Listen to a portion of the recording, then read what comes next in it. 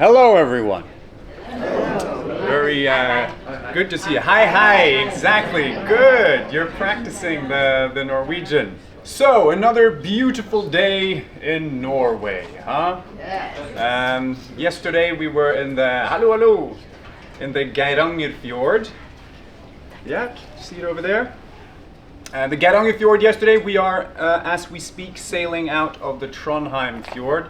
So of course we need to talk a little bit about the Norwegian fjords, and nothing like gathering you all inside to look at me at a screen, right? When we have all the talking about the fjords, when we have it outside. But to give you a little bit more context, shall we say. My name is Magnus, a very Norwegian name, and I have a very practical relationship with the fjords. So I grew up on the fjords on a 60-foot whaling ship. So until I was about 5 years old, we lived on a boat, and then we've always been sailing. That's sort of what my family does.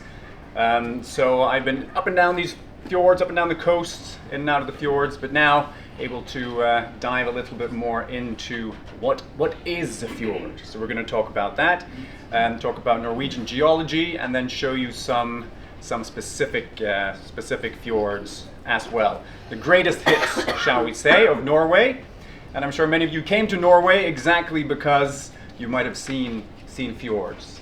We've done a pretty good PR job, I think, putting Norwegian fjords out into the world. So I have this family connection with the fjords, and actually my grandparents, they are British, and they spent a lot of time sailing in the Norwegian fjords, but according to my grandmother, the first time they heard of a fjord, that was, of course, from the Hitchhiker's Guide to the Galaxy.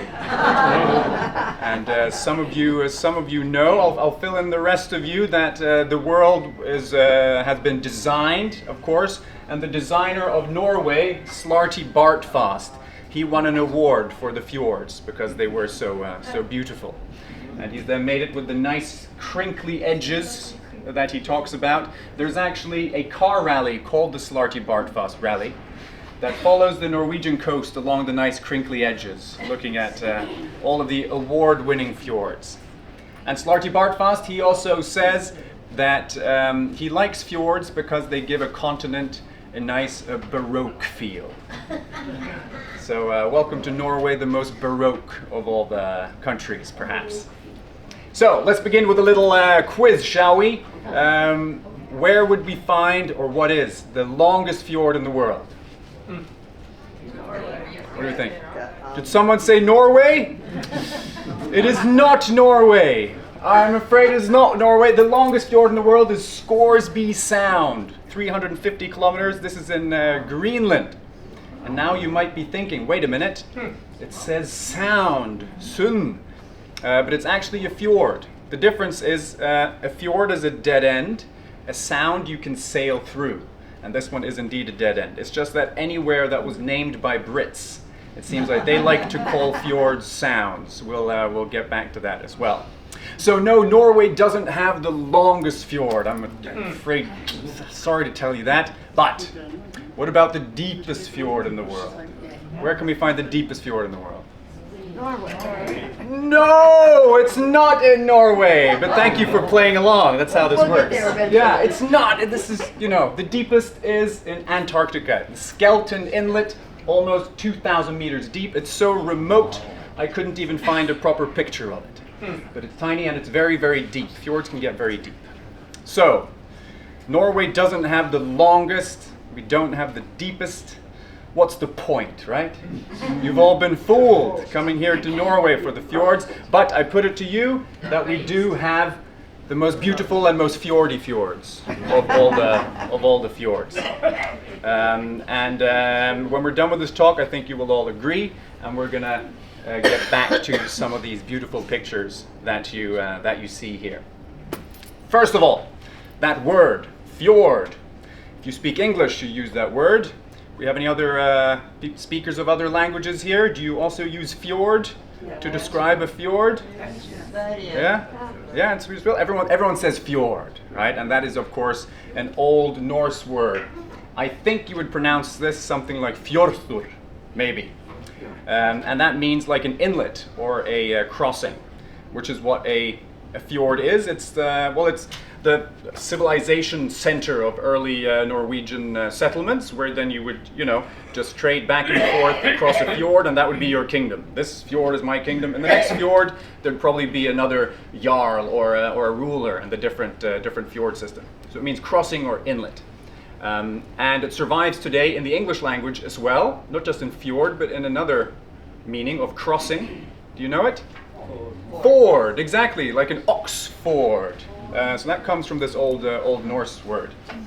But what is a fjordur then? You probably know it when you see it.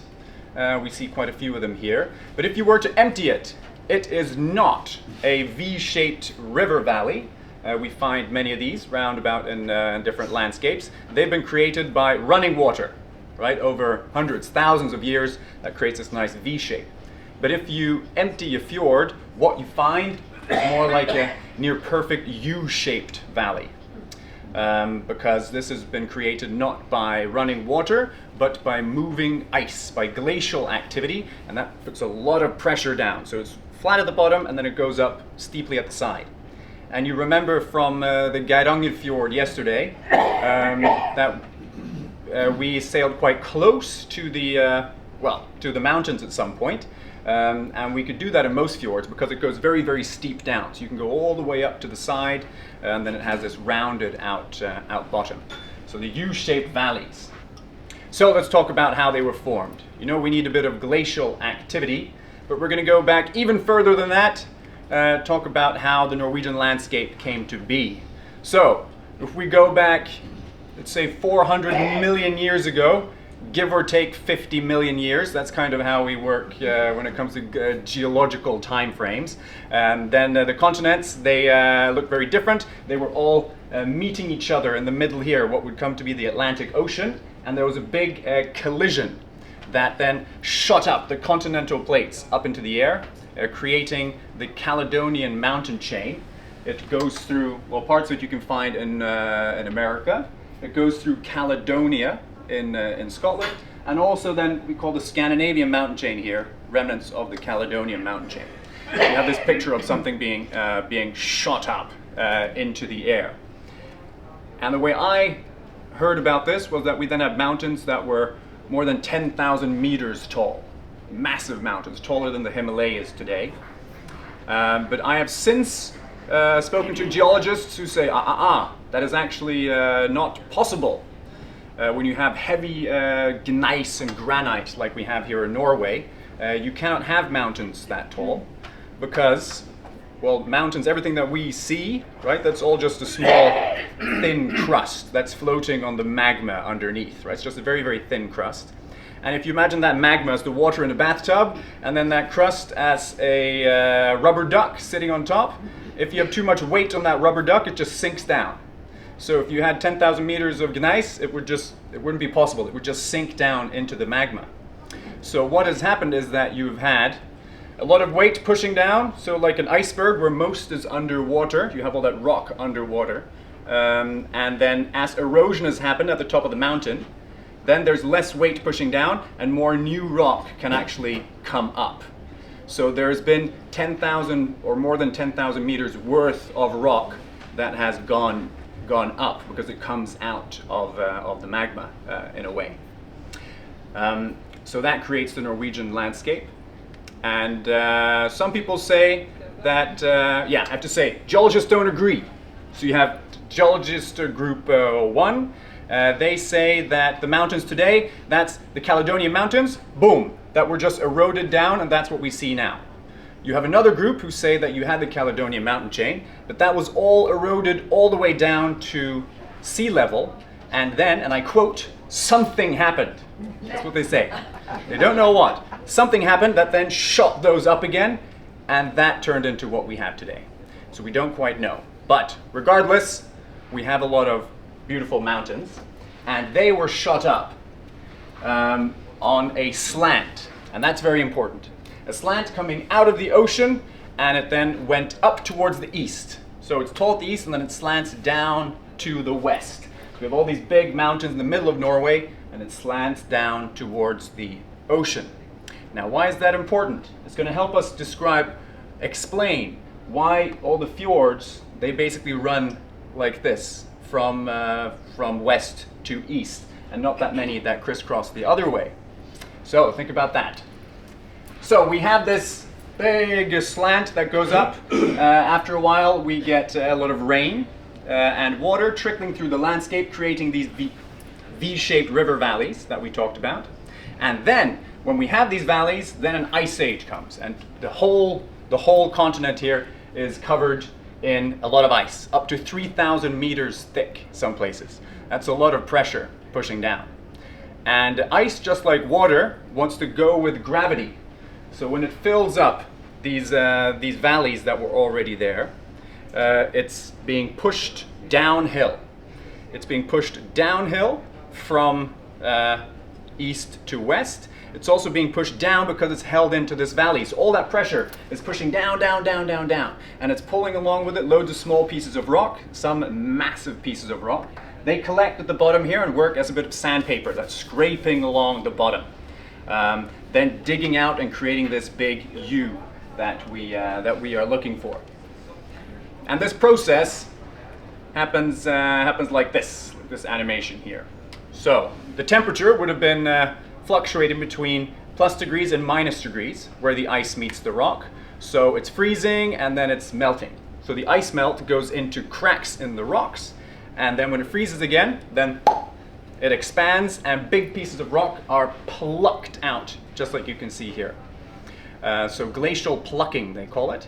And the pieces that are plucked, they then scrape along the cliff face and then pull everything else along. So it's, it's the sandpaper scraping out everything until you get these big fjords. And that is all being held into a valley. But then as it comes out and is no longer in a valley, meets the ocean, then all this pressure that was pushing down is now released. Wow. And the glacier can go all over the place. And that is why we have so many small islands along the coast as well. Because then these glaciers, they weren't just going one way in these valleys, following gravity. Now they could go this way, and they basically slice up the landscape, creating lots of small islands. And the final thing, inland, there was a lot of ice. So that polished the mountains. So inland in Norway, you have big round mountains. If you go to Dovrefjell, that's a big smooth mountain. But once we get closer to the coast, then the ice wasn't as thick, so it never covered the mountains. And that is why we get alpine landscapes close to the coast. An alpine landscape, that basically just means pointy peaks, pointy mountains. Because a glacier would have been moving here without covering the mountain, and one on the other side, and they just then polish the mountain to a pointy peak. So in Lofoten, where we will be tomorrow evening, you can see a lot of these pointy peaks, because that was far away and not covered by all the ice as well.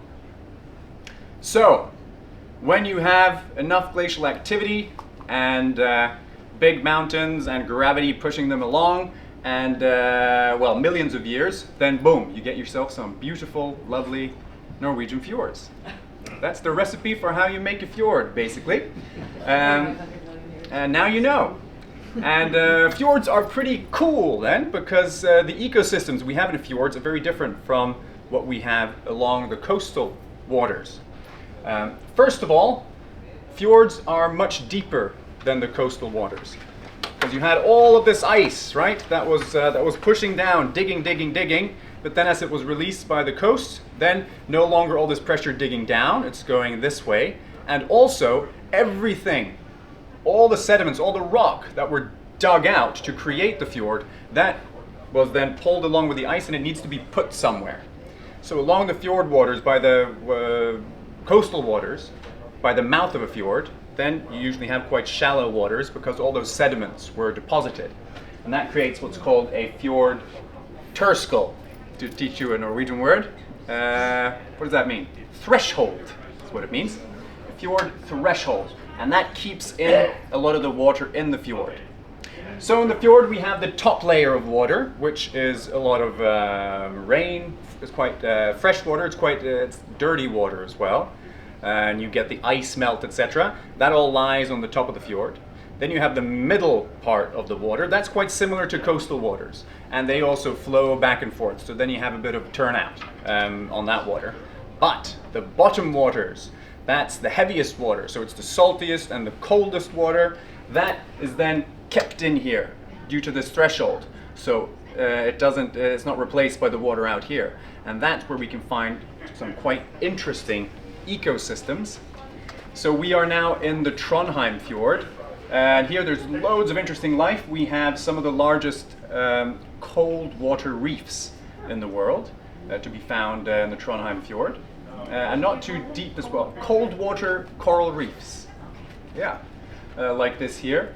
We also find some strange creatures. One that's indigenous to the Trondheim fjord is this one. It's called the Norwegian skate. Quite a creepy creature. Here's a student who's very pleased with himself because this is a rare find to do some tests, and then they release it back out. It's a kind of ray, yeah, skate. And they live down at 800 meters depths. And you can also find sharks in the Norwegian fjords. Not that many different kinds, and it's mainly the Greenland shark, and they like to live down at 600 meter depths as well. That's a tricky word, depths. And if you go swimming, you're probably not going to meet them because they are deep down. And some of these fjords, right, they're more than 1,000 meters deep, and they're strange creatures that live down there. Then, so the process that made the fjords is a very living process, over thousands of years, but it's all changing the landscape, and that's still happening today in a small scale. So we have a lot of running water with all the snow that needs to melt every year. So in spring, we have loads of running water, which leads to rock falls. So you can see in the valleys these marks from rock falls. Quite dangerous if you're a farmer in one of these valleys. Also means that many of the roads in Norway going through the mountains are closed because you have all these rocks. So that's still kind of scraping out the mountain. And if you let this go for a few more thousands of years, it's going to look a lot different from what it is today. So we also have fjord avalanches, like this one here. And again, you can see the mark here in the mountain because this has happened again and again and again, all the snow falling down. This is also why we don't go into fjords in the wintertime, basically, because we want to stay away from that. It also means, sometimes you have larger bits of mass, of rock that fall into the fjords, and it's a very confined space, so this can lead to a tsunami, actually. So in the Fjord, or close to it, where we sailed yesterday, in the 30s, there was a disaster. So a tsunami that was caused by rocks falling into the water, and it completely destroyed the village of Tafjord disaster. And also another place that we sail past, I don't know if anyone pointed it out to you yesterday, it's called Åkerneset. This is right by the entrance to the Fjord. And here where I've made this mark, there's a crack in the mountain. So geologists are monitoring it very carefully, and they say that sometime, it could be next week, it could be in 1,000 years, then this entire bit of mountain is going to fall into the fjord, creating a mega tsunami that goes all the way into Geiranger. And if you think this sounds like the plot of the Hollywood disaster movie, then you're right, and they made one, actually. This is a Norwegian disaster movie called The Wave. I thought I'd show you a little bit from The Wave.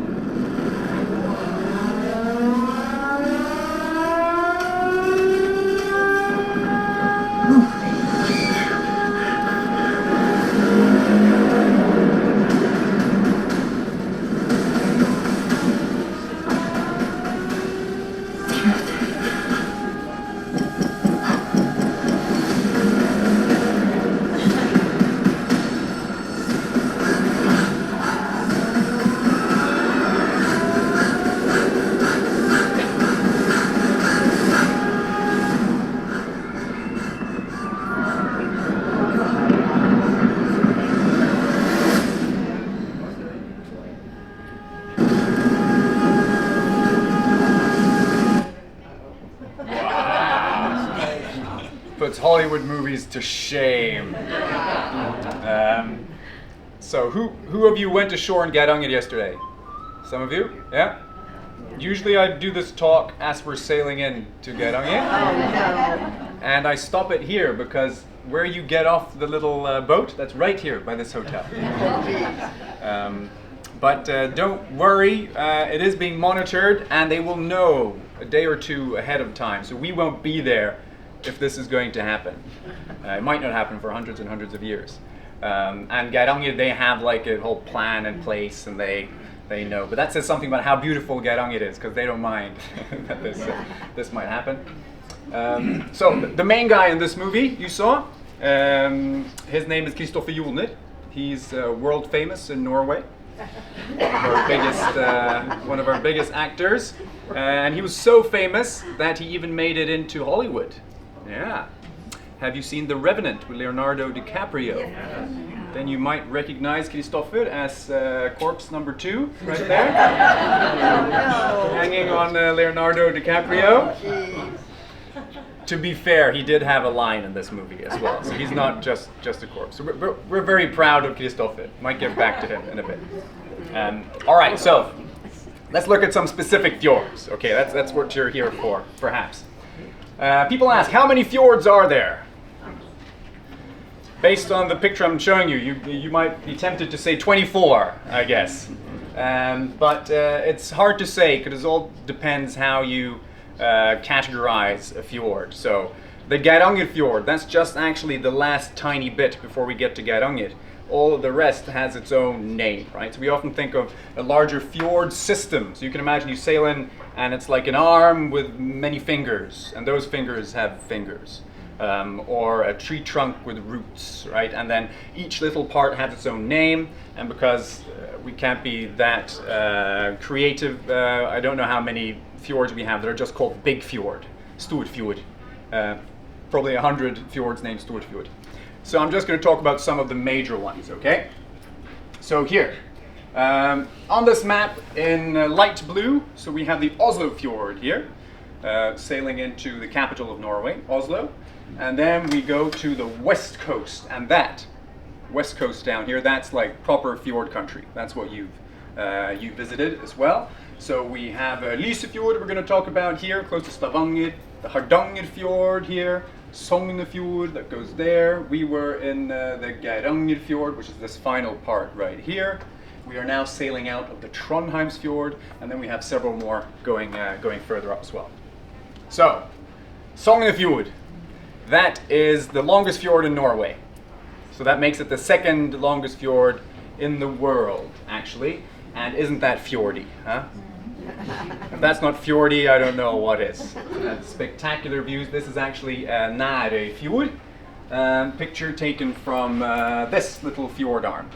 But to explore all of Sognefjord, the entire system, you know, you could spend a lifetime.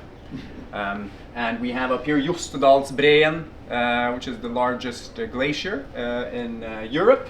So a lot of the water further up north in the fjord is quite green because you get a bit of this glacial melt in the summertime. So the most depicted fjord in Norway is probably Aurlandsfjord and Nærøyfjord, what we just saw. And that's because there's a place called Flom here. Any of you heard of that? Oh yeah. Flom, you might have visited because it's a beautiful little place, and they have an old train line that goes down to the fjord, the Flom rail, and it's connected to Oslo here, and then you can go to Bergen. So this is the Norway in a nutshell, little tour. It's quite a popular way to see a lot and get some fjord action in a short period of time. Yeah, I have no affiliation with Norway in a nutshell, but I've heard it's very cool. And then the next fjord we have is Hardanger Fjord. So that's the third longest fjord in the world, and as you can see, epic hikes along this fjord. This is called the Troll's Tongue, this little point that goes out. And it's very popular for hiking because you go from temperate coastal waters very quickly up to the Hardanger Plateau. And the Hardanger Plateau, you have conditions that are quite similar to what you would expect to find at the poles. So many of the old polar explorers, they would prepare around the Hardanger region. Amundsen spent a lot of time here, skiing and hiking to prepare for his South Pole expedition as well. So lots of great hiking in Hardanger. It's also the most painted fjord, I think. You have loads, especially German painters who would come paint the Hardanger fjord. Also famous for its apple orchards. So lots of apples along Hardanger fjord. If you're served apple cider at any point, then you know you are in for a lovely treat if it's from Hardanger. And then I don't need to tell you guys, the Geirangerfjord. Geirangerfjord, another very fjordy fjord. Here we have the Seven Sisters and one of these crazy farms that you probably saw that were dotting the landscape, and people just live right in the middle of the cliff there. I mean, they literally had to attach kids to the house with a rope so that they wouldn't fall off the cliff here. And people would live, you know, a bit of fishing, a bit of hunting, a bit of agriculture up there. Quite a special place. There's going to be a royal wedding in the Geirangerfjord. Isn't that right, Sigmund? Yeah. On Saturday. Yeah. On Saturday. Are you going? I'm sadly no invite. Yeah. I don't know, I must have gotten lost in the mail or something like that. But yeah, so in Geiranger they're going to have a royal wedding. And the king and queen, they celebrated their silver wedding anniversary up there, actually, I think. Yeah, so it's a royal fjord, we can call it that. Hardangerfjord, where is it? Here. You come sailing in. Seven Sisters waterfall, and then one fjord that many people, they probably don't know the name of the fjord, but they've seen a picture of it. And that's this very iconic picture here. Yeah, that's called Pulpit Rock, Prekestolen. This is the Lysefjord, close to Stavanger. It's about 602 meters sheer drop down the side of this cliff here. And as you can see, there are no guardrails going here. People just sit on the edge. And this actually showcases a thing that's quite special about Norwegian outdoor life culture, which is that you don't have a lot of safety equipment. You don't have a lot of infrastructure to help you along the way. You're supposed to know what you're doing, and if you go out, it's on your head be it kind of thing, which has worked. I mean, we have a lot of nature, quite a small population who do this from a very young age. But now, especially this place, we get more and more visitors from all over Norway, but also from all over the world, coming here on tours. It's quite easily accessible. You can stop with a bus quite close. And now as well, more and more people want to get their selfie, right, as you're walking around. So I'm thinking, you know, it's a matter of just a matter of time probably before they decide that they need to put up some guardrails. And actually this summer it's been a record of newspaper stories about, very, very tragically, about tourists who have hurt themselves walking in the quite wild Norwegian nature and not taking the precautions that you're supposed to do. So we'll see what happens. But it's a very cool place to visit. Just don't have your head in your phone. Then you should be all right. Lysefjord, it's down here. Stavanger, that's like the oil capital of Norway. The first oil fields they found were out here in the North Sea. And it's also famous because this is where Kristoffer Joner is from. If you remember our actor we were talking. Oh, first, this is another hiking place close to this plateau. And Kristoffer Joner from Stavanger, there was this picture of him a couple of years ago in the local newspaper. It's front page news, and it said, Kristoffer Joner got to meet Tom Cruise. Can you imagine? That's Tom Cruise hanging off the Prekestolen. Has anyone seen Mission Impossible? Oh yeah. Yeah, then you might know. Not the last film, the one before that. There's a scene where Tom Cruise, he's fighting the bad guy. They're in Kashmir. And they have a fight, and the bad guy gets into a helicopter. Tom Cruise, as he does, jumped up and grabs underneath the helicopter. They fly around the corner, and all of a sudden they're in Stavanger. Along the Lysefjord. And then, of course, they drop down on the plateau and they have an epic battle.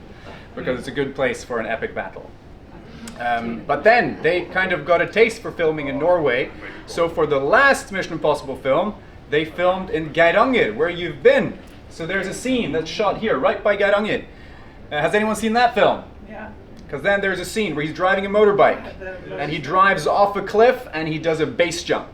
And he actually does this in real life. It's quite an impressive guy. But they had to do that 5 times to get it right. And what does that mean? There are 5 motorbikes lying at the bottom of this place here. But then when they went to pick them up afterwards, they only found 4. And I've spoken to a local, and he said that if you go to the mayor's house, in his garage, you might just be able to find something hidden all the way at the back. But yeah, don't tell anyone. So that's in Geiranger. Ooh, and I should mention that this was during COVID that they filmed this. So they couldn't get the film crew in. They thought, how are we going to film? They were going to drop the whole thing. But then Hurtigruten, who had all these empty ships, because all of the you fine people weren't allowed to come visit, Hurtigruten said, we have empty ships, your crew can live on our ships. So basically, all the film crew, they were just floating around here in the Geiranger fjord, living, walking these halls. Perhaps Tom Cruise has sat in that very chair, madam, that you're sitting in right now. So Hurtigruten was a little part of the last Mission Impossible adventure. But then the last fjord on our itinerary is the most important. Did I say important? I meant to say the most busy fjord. But it's a fjord close to my heart. This is where I grew up. I've lived in Oslo for many years, and it is the Oslo fjord. And Oslo is a cool city because it has this connection with the fjord. So you've got the nice docks. You can take a ferry that goes out to all these small islands that you have out here. And about 40% of the Norwegian population, they live within, well, let's say, an hour of the Oslo fjord. So this is where everyone lives, and this makes this fjord the most busy one. You're going to notice, you probably noticed already, we don't see a lot of sailboats, etc. when we're sailing up here, and the further north we get. That's because they're all in the Oslo fjord and southern Norway, because that's where, well, most people are. That's also where the most money is. People who have, can afford a sailboat to go out. So in the summer, the Oslo fjord looks like this, pretty much. Wow. Yeah. To be fair, that's a regatta picture. But there are a lot of regattas. That's the point, right? This happens a lot. Close to where I have my boat, I have a small sailboat. A popular place to go for some evening sun is like this. This is like every weekend in the summer. It's just completely packed. So that's, so the Oslo fjord, that's like the party fjord. People with jet skis and stuff like that. It's actually a bit of a nuisance. And this summer, also in the news, the problem that there's just so many, there's not enough police to police this. Because the Norwegians, they like their expensive beer, and then you have to take your boat back home again, and then you crash into someone else, and it's the wild, wild west. Don't come to Oslo, that's all I'm saying. It's crazy down there. Very, very busy area. So that concludes our tour of the most fjordy Norwegian fjords, but we now know how fjords are made. So perhaps you know of some other fjords. I know if there are any Scottish people here, they have lochs, right? And a loch is like, it could be a fjord if it's connected to the ocean, but you also have lakes, kind of, right? Inland lochs, yeah. So that wouldn't be a fjord really, because a fjord needs to be connected to the ocean, needs to be a dead end, it needs to have been created by glacial activity. So what other fjords can we find in the world? New Zealand. New Zealand, yeah. Very good, a very fjordy place. Chile. Alaska, Did I hear Chile? Yeah. Thank you, that helps, that's in my next slide. Yeah, the Patagonian fjords in Chile, also in Argentina. Quite beautiful. A guest sent me this little clip. They'd just been there. So this is a calving glacier in the Patagonian fjords. And if you've been close to a glacier, you know it makes a loud crackling sound. It's like it's alive. Yeah, there it goes. You said New Zealand as well.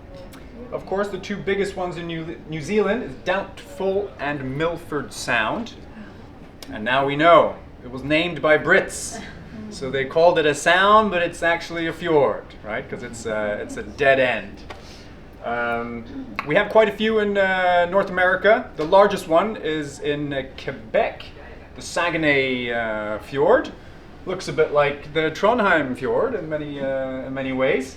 Alaska, someone said, right? John Hopkins Inlet in Alaska. Also pictures that have been sent to me by guests. And then I know we have some Danes with us, right? Are there any Danes in the room? Hello, welcome. I've gotten in trouble with the Danes before because I didn't mention a Danish fjord, and they come up and said, we have a lot of fjords. But I don't know how much you know about Denmark, but it's not a very mountainous place. Their tallest mountain is called the Heavenly Peak, and it's about this tall. Slight exaggeration. So you don't get like these epic big mountains, fjords. But do have fjords, so just not to get in trouble, I have added a Danish fjord. There we go. The Mariager Fjord. Yeah, so a beautiful small fjord. Although technically you have the biggest one in Greenland. So that's, so there's always that.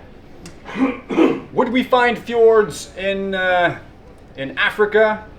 Not many fjords in the Sahara, I don't think. What about Middle East?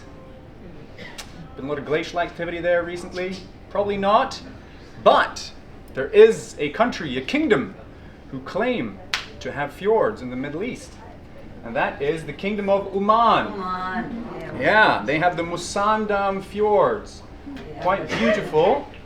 And they call it, in their tourist brochure, they call it the Norway of the Middle East. Right, so ladies and gentlemen, when you're trying to get a little bit of fjord credibility, you have to borrow the, Norway in your marketing. So, is Norway the most fjordy country of them all? Don't take my word for it, just listen to Oman and also Mr. Tom Cruise, because he knows where the fjords are at. So, that was a bit about the Norwegian fjords. Thank you very much.